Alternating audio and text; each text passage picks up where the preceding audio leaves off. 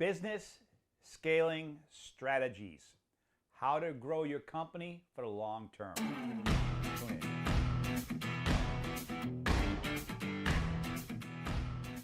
Good morning. Thank you for joining me, Coach Michael, on your Monday morning. Many entrepreneurs want to scale their business for the long term, so one day, hopefully, they can turn around, sell it, make a nice pool of cash, sit back and relax and do whatever they want.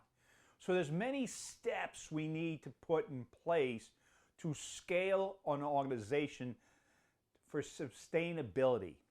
The first one is build repeatable systems.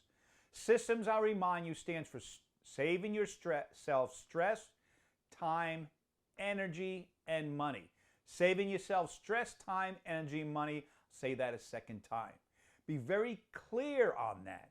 All you have to do is ask yourself, is this decision saving me stress, time, energy, money? Or is it costing me stress, time, energy, and money? Answer that question, you'll know exactly what step to take next. It's about SOPs, stating operating procedures, documenting the processes. Have this in place. Most importantly in business, focus on profitable growth. Met many business owners along the way that are enamored in the top line revenue number. Oh, I did 5 million in revenue, I did 10, whatever it may be.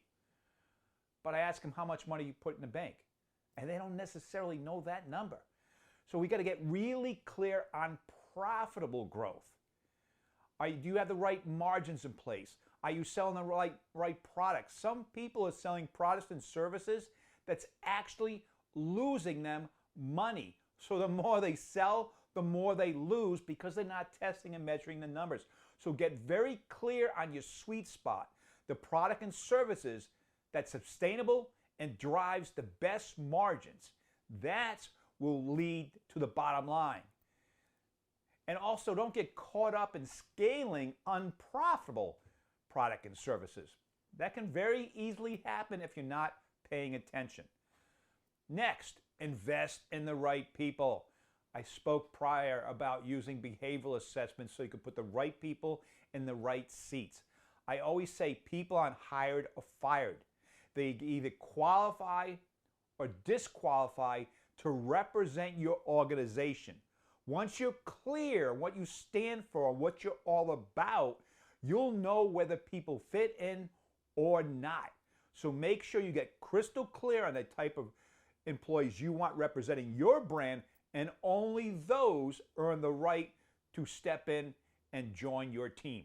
In addition to building the right team, make sure you're investing in your bench strength. Find those next level leaders, because as you scale and grow, you're going to need to promote from within. And understand that also those leaders and managers need certain skills. So make sure have a system in place.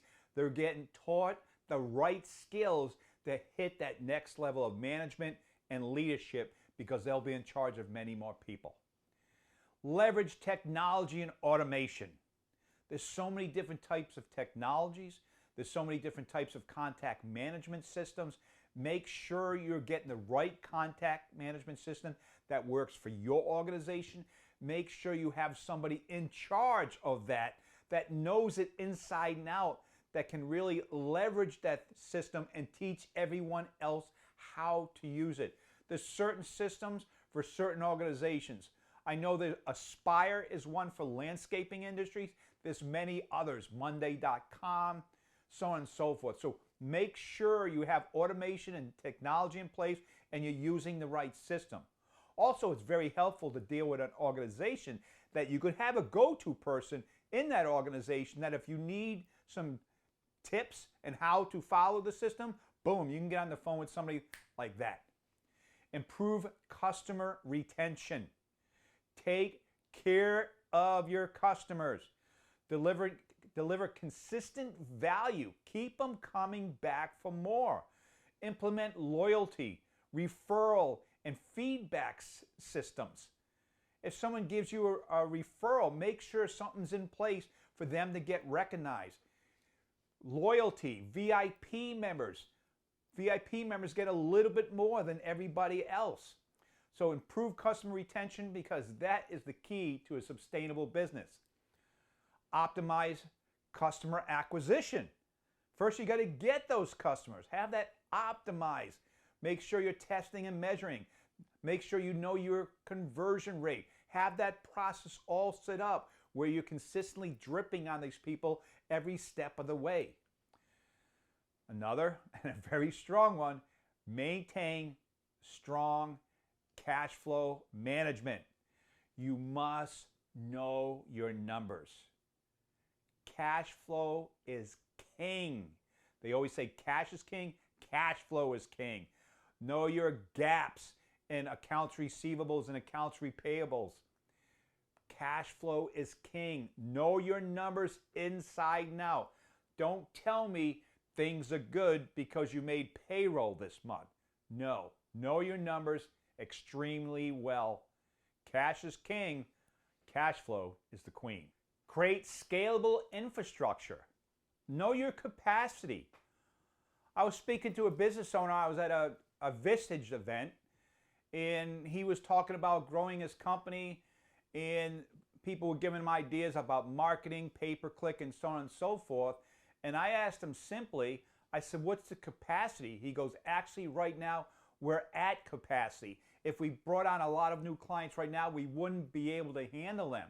So know your capacity in your organization to have the steps in place to increase that availability to service that capacity.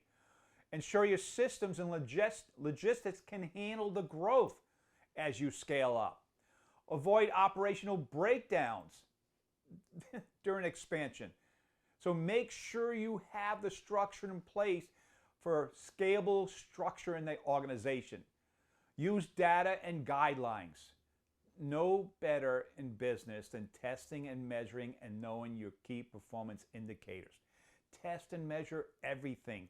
Track the key performance indicators. There's nothing better than knowing all the statistics to talk about at a meeting so you can improve upon those statistics. Expand strategically. Test small before you go big. A lot of business owners like to go big. Hey, we all like to go big. Test small first. Test and measure. See if it works. Let's just say you're using 10 different strategies.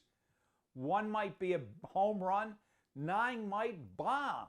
If you go all in on all 10, you might just crush your cash flow. But if you're going a little on each and test and measure accordingly, and you found that one winner, you can put the other 9 aside and invest big on that one winner. That's how you grow sustainably. And once that's all in place, the last thing I will remind you of, and most importantly, for a scalable organization, protect your company's culture. I talked about certain people or people are not hired or fired. They either qualify or disqualify themselves from representing your organization and brand. Put a hard line. Don't sacrifice your culture because you need to fill a seat. Be very clear in the type of person you want to fill that seat. They have to identify and align with the core values of your organization, the rest of the team. A poor company culture can break a company in half. It will slowly tear it down from the inside out. So that's your disclaimer.